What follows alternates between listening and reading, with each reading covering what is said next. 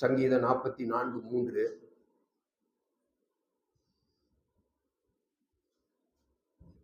அவர்கள் தங்கள் பட்டயத்தால் தேசத்தை கட்டிக்கொள்ளவில்லை, அவர்கள் புயமும் அவர்களை ரட்சிக்கவில்லை. நீர் அவர்கள் மேல் பிரியமாயிருந்தபடியால் உம்முடைய வலது கரமும் உம்முடைய புயமும் உம்முடைய முகத்தின் பிரகாசமும் அவர்களை ரட்சித்தது. ஆமென். கர்த்தர் நம்ம மீது பிரியமா இருப்பாரே, ஆனால் கர்த்தர் நம்ம மீது பிரியமா இருக்கிறார். அந்த கர்த்தர் நம்ம மீது பிரியமா இருந்தால் அந்த பாலும் தேனும் ஓடுகிற தேசத்தை கர்த்தர் நமக்கு கொடுக்க போகிறார். நம்முடைய எதிர்பார்ப்பு முழுவதுமாக அந்த பாலும் தேனும் ஓடக்கூடிய அந்த தேசத்தை நோக்கி போய்கொண்டிருக்கிறோம். இங்கே பார்க்கும்போது அவர்கள் தங்கள் பட்டயத்தால் தேசத்தை கட்டிக்கொள்ளவில்லை. ஒருவேளை நாம் நினைக்கலாம், எனக்கு இருக்கக்கூடிய பட்டயம் என்று சொல்லும் பொழுது நம்முடைய பலத்தை குறிக்கக்கூடியதா இருக்கும், அல்லது நம்முடைய கரங்களிலே இருக்கக்கூடிய நம்முடைய கைகளில் இருக்கக்கூடிய ஒருவேளை அது செல்வமாய் இருக்கலாம், அல்லது நம்மளுடைய பலனாய் இருக்கலாம், நம்முடைய அந்தஸ்தா இருக்கலாம். ஆனால் தேசத்தை கட்டிக்கொள்ளவில்லை. அவர்கள் புயமும் அவர்களை ரட்சிக்கவில்லை. நீரே அவர்கள் மேல் பிரியமாய் இருந்தபடியால் இன்றைக்கு இங்கே அமர்ந்திருக்கக்கூடிய நம் அனைவர் மீதும் நம்முடைய பட்டயமோ, நம்முடைய பலமோ, நம்முடைய ஞானமோ, நம்முடைய கல்வியோ, நம்முடைய அந்தஸ்தோ நம்மை ரட்சிக்கவில்லை. அங்கு என்ன வாசிக்கிறோம்? நீர் அவர்கள் மேல் பிரியமாய் இருந்தபடியால் உம்முடைய வலது கரமும் உம்முடைய புயமும் உம்முடைய முகத்தின் பிரகாசமும் அவர்களை ரட்சித்தது. இன்றைக்கு இங்கே அமர்ந்திருக்கக்கூடிய நம்ம அனைவரையும் ரட்சிக்கக்கூடிய தேவனாய் இருந்தார். அவர் எவ்விதமாய் நம்மை ரட்சித்தார் என்று பார்க்கும் போது அவர் நம் மீது பிரியமாய் இருக்கக்கூடிய தேவனாய் இருக்கிறார், நம்மை நேசிக்கக்கூடிய தேவனாய் இருக்கிறார். நீங்கள் கடந்து போகக்கூடிய பாதையிலே 107ஆம் சங்கீதத்திலே வாசித்த வண்ணமாக பசியின் வழியாக, பட்டினியின் வழியாக, பாலைவனத்தின் வழியாக, வேதனையின் வழியாக, துக்கத்தின் வழியாக, கண்ணீரின் வழியாக, நீங்கள் வேலை செய்யக்கூடிய இடத்திலே உங்களை அவமானப்படுத்தக்கூடிய ஒரு நேரம் ஒரு பாதையாய் இருக்கலாம், பண நெருக்கடியின் பாதையாய் இருக்கலாம், துக்கத்தின் வேலையாய் இருக்கலாம். அந்த வேளையில் உங்களோடு கூட இருக்கக்கூடிய ஒரு தெய்வம் உண்டு. அவர் யார் என்று பார்க்கும் போது அவருடைய வலது கரம் உங்களோடு கூட இருக்கிறது, அவருடைய புயம் உங்களோடு கூட இருக்கிறது. உம்முடைய முகத்தின் பிரகாசம் உங்கள் மீது பிரகாசிக்கும். அந்த வேளையிலே எப்பேற்பட்ட போராட்டங்கள் வந்தாலும், எப்பேற்பட்ட வேதனைகள் வந்தாலும் ஆண்டவர் அதிலிருந்து உங்களை ரட்சிக்க போதுமானவராய் இருக்கிறார். கர்த்தர் நம்மோடு கூட இருக்கிறார், நம்ம மீது அவர் பிரியமாய் இருக்கிறார் என்று பார்க்கிறோம். கானான் தேசத்திற்கு போக வேண்டும் என்றால் சரி, ஒரு இலகுவாக போக முடியாத ஒரு நிலைமை வேதத்திலே பார்க்கிறோம்.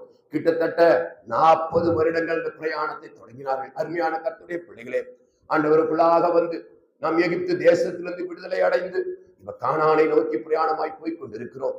அவர்கள் 40 ஆண்டு காலம் அந்த வனாந்தரத்திலே அவர்கள் எவ்வளவு பாடுகளை சகித்தார்களோ, எவ்வளவு வனாந்தர வாழ்க்கையை வாழ்ந்தார்களோ, கிட்டத்தட்ட 7 ஜாதிகளோடு அவர்கள் யுத்தம் செய்தார் என்று பார்க்கின்றோம். 31 ராஜாக்களோடு யுத்தம் செய்தார் என்று பார்க்கிறோம். எவ்வளவு பாடுகள் வழியாக, எவ்வளவு துக்கத்தின் வழியாக, எவ்வளவு வேதனையின் வழியாக அந்த பிள்ளைகள் கடந்து போனார்கள் என்று பார்க்கிறோம்.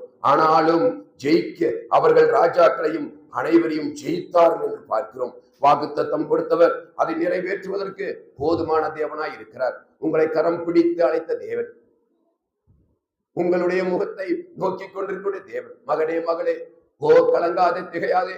யோசுவா கலங்கி தவங்கி நிற்கிறான். ஓ மோசே மரித்து போய்விட்டாரே, இனி நான் என்ன செய்வேன்? எனக்கு யார் உதவிக்கு வருவார்கள்? யார் என்னை தேற்றுவார்கள்? நான் எவ்விதமாக ஆண்டவரே இந்த ஜனங்களை நடத்த முடியும் என்று ஜோசுவா கலங்கி தவித்த நேரம் வந்தது. ஓ அருமையான ஒருவேளை நம்மை விட்டு மாற்றப்படும் பொழுது, நாம் நம்பி இருக்கக்கூடிய ஒருவேளை ஆதாயம் நம்மை விட்டு கடந்து போகும்போது, நாம் நம்பி இருக்கிற அந்த விசுவாச அந்த நம்பிக்கை ஒருவேளை எழுந்து போகிற வேளையிலே கலங்கி தவிக்கிற வேலை வந்தது. மோசேனுடைய அந்த மரணம் அல்ல, ஆண்டவரோடு கூட அவர் எடுத்துக்கொள்ளப்பட்ட அந்த நாள் முதல் கொண்டு அதற்கு பின்னதாக ஜோசுவா கலங்கி நிற்கிறார். வாலிப மகன் கலங்கி நிற்கிறான். அவ்வளவு அற்புதங்களை கண்ட மகன், அதிசயங்களை கண்ட மகன் இப்பொழுது கலங்கி நிற்கிற நேரம் வரலாம். நான் என்ன செய்வேன் ஆண்டவரே? என்னுடைய எல்லா விதமான பிடிப்புகளும் நான் இழந்தவனாய் இருக்கிறேனே, இனி முன்னேறி செல்வதற்கு எப்படி? இந்த ஜனங்களோ முறுமுறுப்புள்ள ஜனங்கள் எல்லாம் ஆண்டவரே, நான் எவ்விதமாய் போவேன் என்று கலங்கி தவித்து நிற்கிற வேளையிலே ஆண்டவருடைய வலதுகரம் ஜோசுவாவை தொட்டது. ஆண்டவருடைய முகப்பிரகாசம் ஜோசுவா மீது பிரகாசித்தது. ஆண்டவர் சொல்லுகிறார், ஜோசுவா ஜோசுவா, உங்களை அழைக்கக்கூடிய ஆண்டவராய் இருக்கிறார். இரவிலே உங்களை ஆண்டவர் அழைப்பார். பாடுகள் வழியாக, கண்ணீரின் வழியாக கடக்கிற வேளையிலே இந்த வேதனையிலிருந்து எனக்கு யார் விடுதலை கொடுப்பார் என்று கலங்கி தவிக்கிற வேளையிலே ஆண்டவர் உங்களை அழைக்கக்கூடிய தேவனாய் இருக்கிறார். ஆபிரகாமே ஆபிரகாமே என்று அழைத்த தேவன், ஆபிரகாமே ஆபிரகாமே என்று அழைத்து உன் மகன் மீது உன்னுடைய கத்தியை வைக்காதே என்று அழைத்த தேவன், ஒருவேளை அவ்விதமான சூழ்நிலை வரலாம். ஓ சாமுவேலே சாமுவேலே என்று உங்களுடைய பிள்ளையை அழைக்கக்கூடிய நேரம் வரலாம். ஒருவேளை தேவனுடைய பிள்ளைகள் மூலமாக உங்களோடு பேசுவார். இந்த சூழ்நிலையிலே ஒரு பயங்கரமான சூழ்நிலை வரப்போகுது. கர்த்தர் உங்கள் பிள்ளைகளோடு கூட பேசுவார். சாமுவேலே சாமுவேலே என்று அழைக்கிறார். ஒரு முறை அல்ல, 3 முறை அழைக்க உங்க பிள்ளைகளோடு கர்த்தர் பேசுவார். உங்கள் பிள்ளைகளோடு கர்த்தர் ஈடுபடுவார். அவர் யாரிடத்திலும் பேசக்கூடியவர். அவர் யாரிடத்திலும் செயல்படக்கூடிய தேவனாய் இருக்கிறார். சாமுவேலே சாமுவேலே என்று அழைக்கிற ஒரு தேவனுடைய சத்தத்தை கேட்க முடியும். ஆம், சவுலே சவுலே என்று அழைக்கக்கூடிய ஆண்டவருடைய சத்தத்தை கேட்க முடியும். பாடுகள் வழியாக, உபத்திரங்கள் வழியாக இந்த கடைசி நாட்களிலே போய்கொண்டிருக்கிற நமக்கு கர்த்தர் போதுமானவராய் இருக்கிறார். தேவன் நம்ம பிரியமாயிருந்தால் அவர் வாக்குத்தத்தம் பண்ணின அனைத்தையும் நமக்கு சுதந்திரித்துக் கொள்வதற்கு அது போதுமானவராய் இருக்கிறார் என்று பார்க்கிறோம். முதலாவதாக பார்க்கும் பொழுது கர்த்தருக்கு பிரியமாயிருக்க வேண்டும் என்றால் நாம் என்ன செய்ய வேண்டும்? கர்த்தருக்கு பிரியமாயிருக்க முதலாவது அவருடைய நாமத்தை மகிமைப்படுத்த வேண்டும். இன்றைக்கு நாம் அநேக நாமங்களை மகிமைப்படுத்துகிறோம். நம்முடைய பெயர் பிரதாபங்களை மகிமைப்படுத்துகிறோம். எரேமியா 9:23-24 வசனங்களை வாசிப்போம். எரேமியா 9:23-24 பார்க்கும்போது கர்த்தருடைய நாமத்தை குறித்து மேன்மை பாராட்ட வேண்டும் என்று சொல்லுகிறார். ஒவ்வொரு நாளும் கர்த்தருடைய நாமத்தை மேன்மை பாராட்ட முடியும். அருமையான அருள்ராஜ் சகோதரன் நேற்று ஒரு சாட்சியை சொன்னார். அவர் போகக்கூடிய அந்த ட்ரெஷரியில அங்கே ஒரு மகளை சந்திக்கிறார். அந்த மகள் அவருக்கு வேண்டிய அனைத்து காரியங்களையும் செய்து கொடுக்கிறார். அந்த இடத்துல ஆண்டவருடைய நாமத்தை அவர் அறிவிக்கிறார். இயேசு கிறிஸ்துவின் நாமத்தை அறிவிக்கக்கூடிய ஒரு வாய்ப்பை தேவன் அறிவிக்கிறார். அந்த வாய்ப்பை பெற்றுக்கொண்ட நாம் அந்த இடத்திலே ஆண்டவரை அறிவிக்கிறோமா? அந்த இடத்திலே ஆண்டவரை அறிவிக்கக்கூடிய நமக்கு கிருபையை தேவன் கொடுக்கிறார். கர்த்தருடைய நாமத்தை குறித்து மேன்மை பாராட்ட வேண்டும் என்று வேதத்திலே வாசிக்கிறோம். ஞானி தன் ஞானத்தை குறித்து மேன்மை பாராட்ட வேண்டாம். நான் பெரிய ஞானி என்று சொல்ல வேண்டாம். பராக்கிரமன் தன் பராக்கிரமத்தை குறித்து மேன்மை பாராட்ட வேண்டாம். ஐஸ்வர்யவான் தன் ஐஸ்வர்யத்தை குறித்து மேன்மை பாராட்ட வேண்டாம். கொஞ்சம் மேல இருங்க. மேன்மை பாராட்டுகிறவன் பூமியிலே கிருபையையும் நியாயத்தையும் நீதியும். தேவர் என்ன யாரு அவர் செய்ய போறாரு? கிருபை கொடுக்கக்கூடிய ஆண்டவர், நியாயம் செய்யக்கூடிய ஆண்டவர், நீதி செய்யக்கூடிய ஆண்டவர்.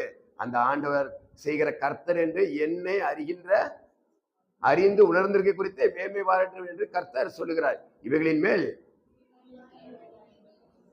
பிரியமா இருக்கிறார் ஆண்டவர். எதன் மேல் பிரியமா இருக்கிறாரு?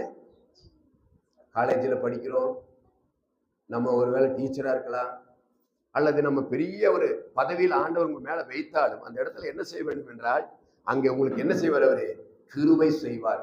கிருபையே தேவ கிருபையே நியாயத்தையும் உங்களுக்கு நியாயம் செய்வாரு. நீங்க இருக்கிற இடத்துல நியாயம் இல்லாம இருக்கலாம், உங்களை அவமானப்படுத்தலாம், நியாயம் இல்லாமல் பகைக்கலாம், நியாயம் இல்லாமல் உங்களோடு போராடலாம், அவமானமாய் பேசலாம். ஆனால் நியாயத்தை செய்கிற ஆண்டவர், அது மாத்திரமல்ல நீதி செய்கின்ற ஆண்டவர், நீதிமானாகிய அந்த தெய்வம் உங்களுக்கு நீதியை செய்வார். அவரை குறித்து என்ன செய்வது? மேன்மை பாராட்டுவதை குறித்து அவர் பிரியமா இவைகளின் மேல் நான் பிரியமா இருக்கிறேன் என்று சொல்கிறார். அருமையான கர்த்தருடைய பிள்ளைகளே, கர்த்தர் நம் மீது பிரியமா இருக்க வேண்டும் என்றால் அவருடைய நாமத்தை நாம் அறிவிக்க வேண்டியதா இருக்கிறோம். அவருடைய நாமத்தை நாம் அறிவித்து அவருக்கு பிரியமாய் அது இருக்கிறது என்று வேதம் சொல்கிறது. சங்கீத புத்தகம் 20ஆம் அதிகாரத்துல வாசிக்கும் போது 27 வாசிக்கும் பொழுது சிலர் ரதங்களை குறித்தும் சிலர் குதிரைகளை குறித்தும் மேன்மை பாராட்டுகிறார்கள். ரதங்கள் என்று சொல்லும் பொழுது அவர்களுடைய வெல்த், அவர்களுடைய உலக பிரகாரமான ஐஸ்வர்யத்தை காட்டி, சிலர் ரதங்களை குறித்தும் சிலர் குதிரை என்று சொல்லும் போது அவருடைய பலன், அவனுடைய ஹார்ட்ஸ் பவர் என்பதை குறித்து சொல்லும். அவயமான சிலர் என்ன செய்யறார்? அவைகளை குறித்து மேன்மை பாராட்டுகிறார்கள். இந்த இடத்துல நம்ம என்ன போடணும்? நாங்களோ அந்த இடத்துல என்ன போடணும்? நம்முடைய பெயரை போடுங்க. நாங்களோ என்று சொன்ன இடத்துல சிலர் ரதங்களை குறித்தும் சிலர் குதிரை குறித்தும் மேன்மை பாராட்டுகிறார்கள். நாங்களோ எங்கள் தேவனாய கர்த்தருடைய நாமத்தை குறித்து அப்படி மேன்மை பாராட்டுகிறதை ஆண்டவர் விரும்புகிறார் என்று பார்க்கிறோம். மனுஷனுக்கு பிரியமாயிருக்க எபேசியர் 6:6 மனுஷனுக்கு பிரியமாயிருக்க விரும்புகிறவர்களாய் பார்வைக்கு ஊழியம் செய்யாமல் கிறிஸ்துவின் ஊழியம் மனப்பூர்வமாய் தேவனுக்கு சித்தத்தின்படி தேவனுக்கு பிரியமாயிருக்கும்படி செய்யும்படியாக கர்த்தர் விரும்புகிறார்.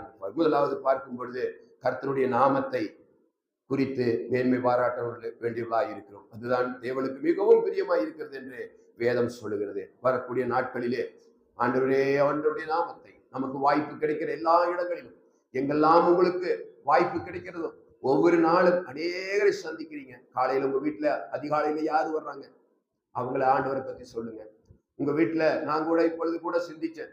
ஆண்டவரே, நம்ம வீட்டுக்கு ஒரு நாளைக்கு 2 நாளைக்கு ஒருக்கா அந்த கொரியர் கொண்டு வரவங்க இருக்கிறாங்க, அவங்களுக்கு ஒரு டிராக்ட் கொடுக்கலாம், அல்லது நம்ம சின்ன ஒரு ஒரு ஒரு பைபிளுடைய போர்ஷன் கொடுக்கலாம். அவ்விதமா கொடுத்து இயேசு கிறிஸ்து நாமத்தை அறிவிக்கலாம். போஸ்ட்மேன் நம்ம வீட்டுக்கு வர்றாங்க, நம்ம வீட்டுக்கு எத்தனையோ கெஸ்டுகள் வர்றாங்க, அவங்களுக்கெல்லாம் ஆண்டவராக இயேசு கிறிஸ்துடைய நாமத்தை நாம் அறிவித்து அவர்களுக்கு ஆண்டவருடைய நாமத்தை அறிவிப்போம்னால் கர்த்தர் நம்ம மீது பிரியமாய் இருக்கிறார் என்று பார்க்கிறோம். ஒவ்வொரு நாளும் காலையிலே தாவீது என்ன ஜெபிப்பார் என்று பார்க்கும் பொழுது சங்கீதம் 143:10. சங்கீதம் 143:10. உமக்கு பிரியமானதை செய்ய எனக்கு போதித்தருளும். நீரே என் தேவன், உம்முடைய நல்ல ஆவி என்னை செம்மையான வழியிலே நடத்துவாராக. பாத்தீங்களா? உமக்கு பிரியமானதை செய்ய எனக்கு போதித்து. அப்ப ஆண்டவருக்கு பிரியமானதை செய்ய யார் இடத்துல போய் கேட்கணும்? ஆண்டவர் இடத்துல கேட்கணும். ஐயா, இன்னைக்கு நம்ம என்ன செய்யறோம்? ஒரு பர்த்டேக்கு ஒருத்தருக்கு ஒரு பொருள் வாங்கி கொடுக்குறோம், இல்லைன்னா சிலருக்கு சில திங்ஸ் வாங்கி கொடுப்போம். நம்ம என்ன செய்வோம்? அவங்களுக்கு எது பிடிக்கும் இல்லையா, அந்த பிடிக்கமானதை நம்ம என்ன செய்யறோம்? அவங்களுக்கு வாங்கி கொடுக்கும். ஏன்னா அவங்க மேல நம்ம என்னவா இருக்கிறோம்? பிரியமா இருக்கு. அங்கதான் வாசிக்கிறோம், உமக்கு பிரியமானதை செய்ய எனக்கு போதித்தல். அப்ப கர்த்தருடைய யார் அப்படி சொன்னாருன்னா தாவீது சொல்லுகிறார், நீரே என் தேவன், உம்முடைய நல்ல ஆவி என்னை செம்மையான வழியிலே நடத்த. அப்ப காலையில எழுந்தோடனே தாவீது ராஜாவுக்கு எப்பொழுதுமே மரண பயம்தான். எந்த நிமிஷத்துல எந்த நேரத்துல சவுலினால கொலை செய்யப்படுவார் என்று தாவீதுக்கு தெரியும். அப்ப எப்பொழுதுமே அவர் பயந்து இருக்கக்கூடிய வேளையிலே காலையில எழுந்த உடனே, ஆண்டவரே உமக்கு பிரியமா இருக்க எனக்கு கிருபை செய்யும். ஆண்டவரே, இந்த நாளை காலையில எழுந்த உடனே தாவீதுடைய ஜெபம் என்னன்னா, ஆண்டவரே உமக்கு பிரியமா இருக்க எனக்கு போதித்தருளும் என்று ஜெபிக்கக்கூடியவராய் இருக்கிறார். காலையில எழுந்த உடனே, ஆண்டவரே இந்த நாள் எனக்கு கொடுத்துருக்கிறீங்க, இப்பொழுது நான் காலேஜுக்கு போறேன், அல்லது நான் வேலைக்கு போறேன், அல்லது வீட்டுல நான் இருக்கிறேன், ஆண்டவரே எனக்கு ஓய்வை கொடுத்துருக்கிறீங்க, இந்த நாள்ல வீட்டுல நான் ரெஸ்ட் எடுத்துட்டு இருக்கிறேன், ஆண்டவரே உமக்கு பிரியமானதை செய்ய எனக்கு போதித்தருளும் என்று தாவீது கேட்கின்றார். அவ்விதமாக நீங்கள் காலையிலே இந்த ஜெபத்தோடு கூட ஜெபித்து ஆண்டவருக்கு பிரியமானதை செய்ய எனக்கு போதித்தருளும் என்று நீங்கள் சொல்லி பிரயாணம் செய்வீர்களானால் அங்க என்ன நடக்கும்? உங்களுடைய நல்ல ஆவி என்னை அன்னைக்கு சாயங்காலம் நீங்க வீட்டுக்கு வரும்போது, ஆண்டவரே நீங்களை வழி நடத்துறதுக்காய் ஸ்தோத்திரம், ஆண்டவரே இந்த நாள் முழுவதும் உங்களுடைய ஆலோசனை என்னோடு இருந்ததுக்காய் ஸ்தோத்திரம். மிகப்பெரிய ஆபத்து வந்தது ஆண்டவரே, மிகப்பெரிய சோதனை வந்தது, மிகப்பெரிய சண்டை வர இருந்தது, மிகப்பெரிய கோபம் வர இருந்தது, ஆண்டவரே அதெல்லாம் நீர் என்னை பாதுகாத்து செம்மையான வழியிலே நடத்தினீர் என்று சொல்லி இரவில் நாம் என்ன செய்வோம்? ஆண்டவருக்கு நன்றி செலுத்துவோம். அப்ப காலையிலே நாம் எழுந்த உடனே கர்த்தருக்கு பிரியமானதை செய்ய போதித்தருளும் என்று ஜெபிக்க வேண்டும். அப்போஸ்தலனாகிய பவுல் கர்த்தருக்கு பிரியமானது என்னதென்று சோதித்துப்பார்கள் என்று எபேசியர் 5:10 வாசிக்கும் போது, கர்த்தருக்கு பிரியமானது இன்னதென்று சோதித்து பாருங்கள். கர்த்தருக்கு என்னென்ன பிரியம்? நம்ம எவ்வளவு தூரம் மனுஷரை பிரீதிப்படுத்துறதுக்காக எவ்வளோ காரியங்களை செய்யறோம். அவங்களுக்காக அவங்க நம்மளை பத்தி நம்ம மீது அன்பு வைக்கணும், நம்மளை பிரியப்படணும், நம்மளை நேசிக்கணும் என்று சொல்லி மனிதர்களுக்காக நாம் அநேக முறை அவங்களுக்கு அநேக காரியங்களை செய்யக்கூடியவர்களாக இருக்கிறோம். எபேசியர் 5:10 அப்போஸ்தலனாகிய பவுல் சொல்றார், கர்த்தருக்கு பிரியமானது இன்னதென்று சோதித்து பாருங்கள் என்று நமக்கு சொல்லக்கூடியவராக இருக்கிறார். அப்ப கர்த்தருக்கு பிரியமானது என்ன என்று ஒவ்வொரு நாளும் நாம் சோதித்து பார்த்து அவரிடத்துல ஜெபித்து அதை பெற்றுக்கொண்டு நம்முடைய கிறிஸ்தவ வாழ்க்கையை வாழ்வோமானால் வெற்றியுள்ள கிறிஸ்தவ வாழ்க்கை வாழ முடியும். கர்த்தர் நம்ம மீது பிரியமாய் இருப்பார். அடுத்ததாக பார்க்கும்போது, விசுவாசம் இல்லாமல் தேவனுக்கு பிரியமாய் இருக்க கூடாது. எபிரேயர் 11:6 வாசிக்கும் போது, விசுவாசம் இல்லாமல் தேவனுக்கு பிரியமாய் இருக்கக்கூடாது. விசுவாசம் என்றால் என்ன? 100% அல்ல, 100%க்கு மேல கர்த்தரையே நம்பி இருப்பது, முழுதுமாய் அவரை நம்பி இருப்பது. வேற எந்த ஒரு நம்பிக்கையோ எந்த ஒரு இடையில எந்த ஒரு விதமான தடையும் இல்லாமல் முழுவதுமாக முற்றிலுமாக கர்த்தரை பற்றி கொள்வதே அந்த விசுவாசம் என்று பார்க்கின்றோம். எல்லாவற்றையும் விட்டுவிட்டு முழுவதுமாய் கர்த்தர் என்னை வழி நடத்துவார், முழுவதுமாய் கர்த்தர் நம்மோடு கூட இருக்கிறார், முழுவதுமாய் அவர் என்னை போதுமானவராய் இருக்கிறார் என்று விசுவாசிக்கும் போது அது கர்த்தருக்கு பிரியமாய் இருக்கிறது என்று வாசிக்கின்றோம். விசுவாசம் என்று சொல்லும் பொழுது அது எப்பொழுது நம்மோடு கூட இருக்க வேண்டிய ஒரு காரியமாய் இருக்கிறது. எப்படி நம்மளுடைய மூச்சு, பிரீத்திங், பிரீத்திங் கொஞ்ச நேரம் நின்னா போதும். அந்த பிரீத்திங் நின்னாலே நம்ம என்ன செய்வோம்? மரித்து போவோம். அது போல விசுவாசமானது நம்முடைய சுவாசத்தோடு இணைந்திருக்கக்கூடியதாக இருக்கிறது. எந்த நிமிடத்திலும், எந்த வேளையிலும், எந்த சமயத்திலும் அந்த ஆண்டவர் மீது வைத்திருக்கக்கூடிய விசுவாசம் அது மிக முக்கியமானதா இருக்கிறது. விசுவாசம் கேள்வியினாலே வரும்.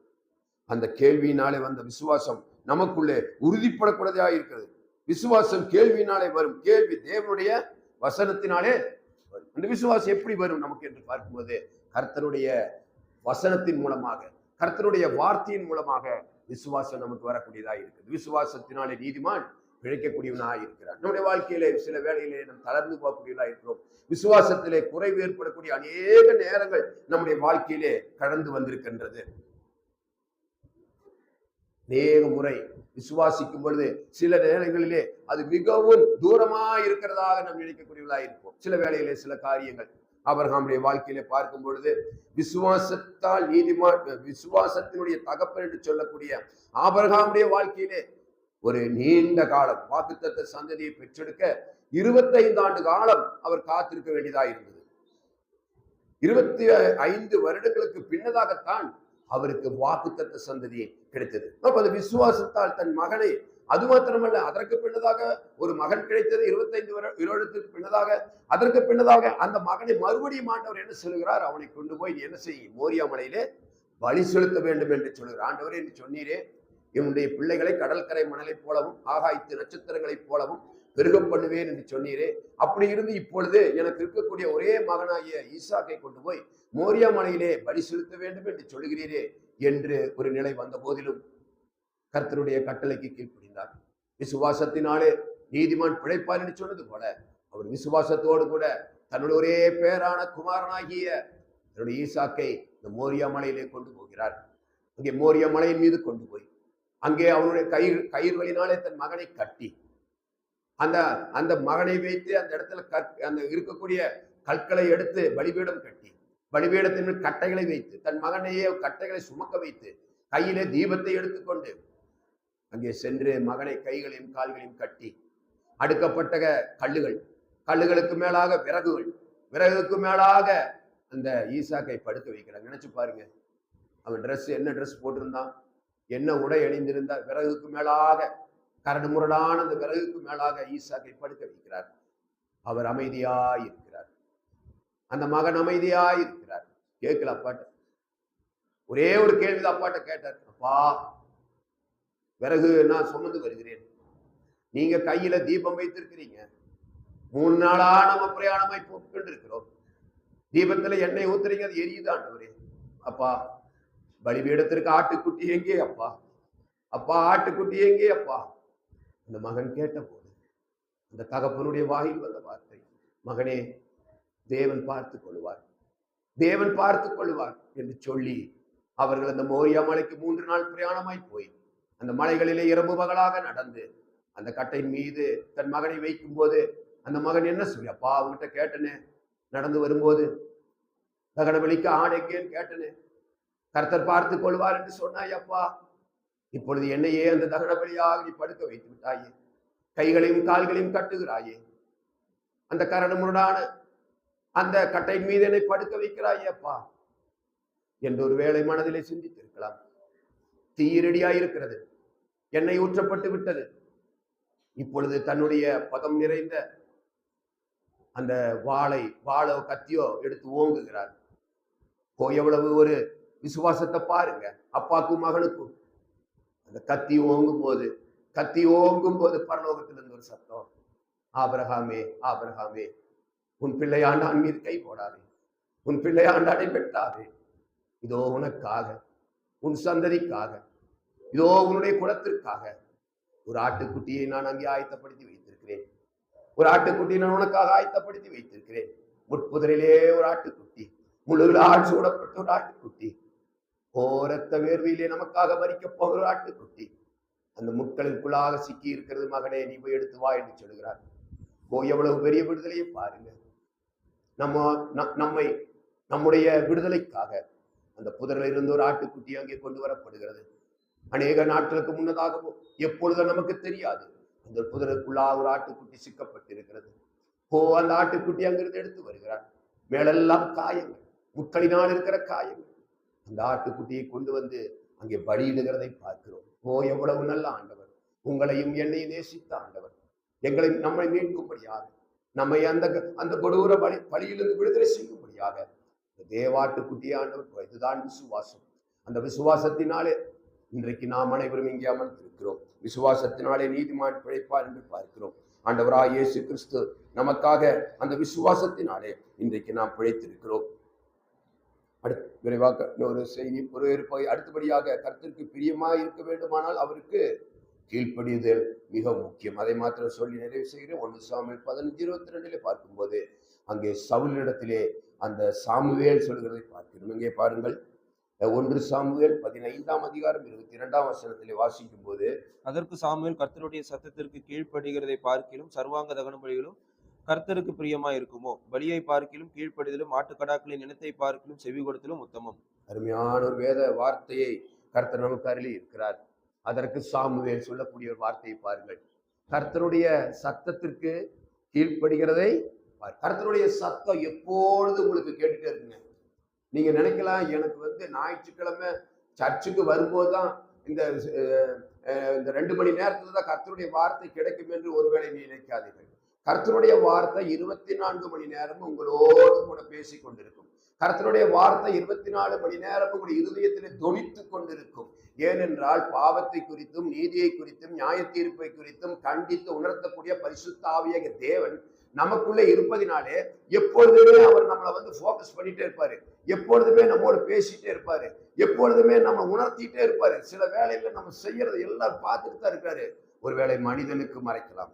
அதான் சொல்லுவாங்க, அவருடைய பார்வைக்கு மறைவான சிருஷ்டி ஒன்றுமில்லையே, சகலமும் அவருடைய கண்களுக்கு முன்பாக நிர்வாணமும் வெளியரங்கமாய் இருக்கிறது. மனைவிக்கு மறைக்கலாம், அல்லது கணவனுக்கு மறைக்கலாம், சபைக்கு மறைக்கலாம், பிள்ளைகளுக்கு மறைக்கலாம். ஆனால் கர்த்தருடைய கண்கள் எப்பொழுது நம்மை பார்த்து கொண்டிருக்கிறது. இன்றைக்கு ஒரு போன் பண்ணும் பொழுது கூட என்ன செய்யறாங்க, அதை ரெக்கார்ட் பண்றாங்க.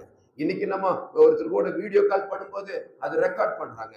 ஆனா பாருங்க, பரலோகத்துல ஒரு புஸ்தகம் இருக்கிறது. ஒரு ஞாபக புஸ்தகம் என்று சொல்லக்கூடிய ஒரு புஸ்தகம் அங்கே வைக்கப்பட்டிருக்கிறது. நாம் செய்த நன்மைக்காது தீமைக்காது அந்த பலனை அடையும்படியாக அந்த அன்னைக்கு அது காண்பிக்கப்படும். ஒருவேளை நம்ம சொல்லலாம், நான் ரட்சிக்கப்பட்டு விட்டேன், நான் எல்லாம் ஆண்டவரிடத்தில் அறிக்கை விட்டேன், பாவங்கள் எல்லாம் மன்னிக்கப்பட்டது என்று நம்ம சொல்லலாம். ஆனால் ரட்சிக்கப்பட்டவன் ஆண்டவரை ஏற்றுக்கொண்டு அதற்கு பின்னதாக என்னுடைய வாழ்க்கையில காணக்கூடியவர்களுக்கு அதற்கான பிரதிபலனும் தேவன் அங்கே வைத்திருக்கு. ஆண்டவர் அதான் சொல்றாரு, அதற்கு சாமுவேல் கர்த்தருடைய சத்தத்திற்கு கீழ்ப்படிவதை பார்க்கிலும் சர்வாங்க தகன பலியும் கர்த்தருக்கு பிரியமா இருக்குமோ பலியை பார்க்கிலும் கீழ்ப்படிதலும் ஆட்டுக்கடல் இனத்தை பார்க்கிலும் செவி கொடுத்தல் உத்தமம். அவ்வளவுதான். ஆண்டவர் வேற ஒண்ணு சொல்லல. கீழ்ப்படி இருக்கிற 2 காரியத்தை சொன்னாரு. நீங்க என்ன செய்யுங்க, எனக்கு கீழ்ப்படிய வேண்டும் என்று சொல்றாங்க. ஆமாங்க, கீழ்ப்படியாமனாலதான் இன்றைக்கு இந்த பூமியானது சபிக்கப்பட்டிருக்கிறது. ஆதாம் ஏவாளுடைய வாழ்க்கையில நான் புசிக்க வேண்டாம் என்று சொன்ன கனியை நீங்கள் புசித்தீர்களோ என்று கேட்கிறார். அவர் கேள்வி கேட்கிறாரு. ஆம், புசித்தோம். உலகத்திற்கு சாபம் வந்தது. கர்த்தர் 7 நாள் 6 நாள் படைத்தவைகள் எல்லாம் கர்த்தர் ஆசீர்வதித்தார். கர்த்தர் இது நல்லதே கண்டார். கர்த்தர் ஆசீர்வதித்தார். அது அப்படியே சாபமாய் மாறினது. காரணம் என்ன? கீழ்ப்படியாமை என்று பார்க்கிறோம். கீழ்ப்படியாமையினாலே இதோ இந்த தேசத்திற்கு உலகத்திற்கு சாபம் வந்தது. ஓ, எவ்வளவு கொடுமையான உலகத்திற்கு வாழ்றப்பா.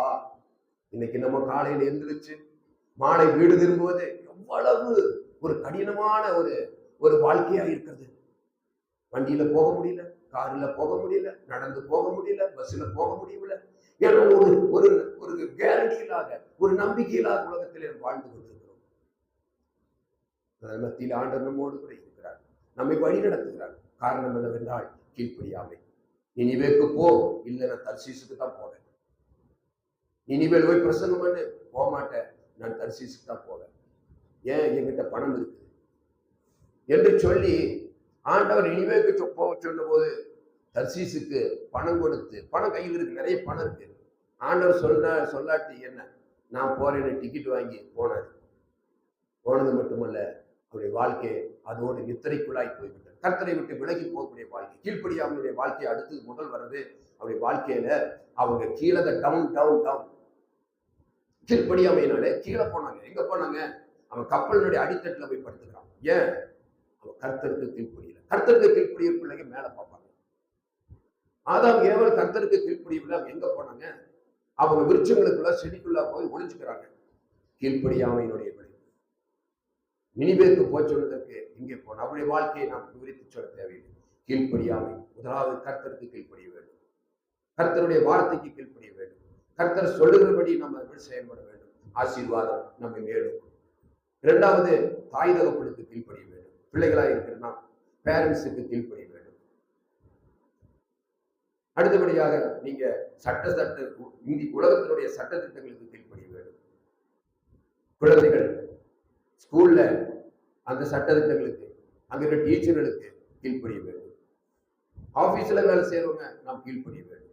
விதமாக படிப்படியாக கீழ்ப்படியும் போது, கீழ்ப்படிதல் வேதாகமத்தில ஆரம்பத்திலேயே அது கர்த்தர் நமக்கு கற்றுக் கொடுத்த பாடமாக இருக்கிறது.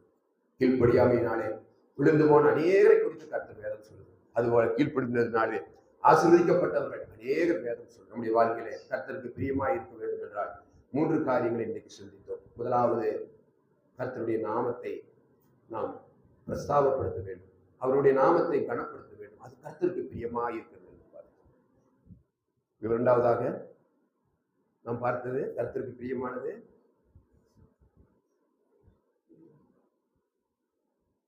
நானே மறந்துட்டா இப்ப நீங்க மறக்காம இருப்பீங்களா? விசுவாசம். விசுவாசம் நம்முடைய வாழ்க்கையில ரொம்ப தேவையா இருக்கு. சோர்ந்து போயிடும். நம்ம சில வேலைகள்ல தளர்ந்து போயிடுவோம். சந்திரா சிஸ்டர் ரொம்ப தளர்ந்து போயிட்டாங்க. அவங்க ஜெபம் பண்ணுவாங்களுக்காக அவங்க 2-3 முறை அவங்க தஞ்சாவூர் பிரயாணம் பண்ணி வந்திருக்கிறாங்க. சரீர பலவீனத்தை நிமித்தம், பாடுகள் மத்தியில, எத்தனையோ போராட்டங்கள் மத்தியில, பண நெருக்கடியின் மத்தியில கிட்டத்தட்ட 3-4 முறை அவங்க இந்த மாசம் போயிட்டு பாடுகள், போராட்டங்கள், பிரச்சனைகள், பணம் வேணும், சும்மா போக முடியுமா? அதன் மத்தியில போயிட்டு வந்தாங்க. அப்படி பாடுகள் வெளியில் இருக்கும் போது கர்த்தர் கண்டிப்பா என்ன செய்வார்கள்? நம்முடைய பாடுகளை மாற்றுவார், போராட்டங்களை மாற்றுவார். ஏனென்றால் நாம் விசுவாசிக்கிற தேவன் ஜீவனுள்ள தேவன், அவர் உயிருள்ள தேவன், ஜெபத்தை கேட்கிற தேவன். அவருக்கு பேரே நீங்கள் ஜெபத்தை கேட்கிற தேவன். மாம்சமான யாரும் நாங்க வருவோம். கர்த்தர் பெரியவர், கர்த்தர் நல்லவர். எப்பேற்பட்ட பாலைவன வாழ்க்கையா இருந்தாலும் அதன் மத்தியிலே கர்த்தர் மீது பிரியமா இருப்பாரு. ஆனால் வாக்குத்தத்த தேசத்தை, அந்த ஆசீர்வாதத்தின் தேசத்தை, அந்த மகிமையின் தேசத்தை, அந்த வல்லமையுள்ள அருமையான பாடல் பாடி இன்றைக்கு ஆண்டவரை மகிமைப்படுத்தணும். அந்த தேசத்திற்கு கர்த்தர் நம்மை கொண்டு போய் சேர்ப்பார்.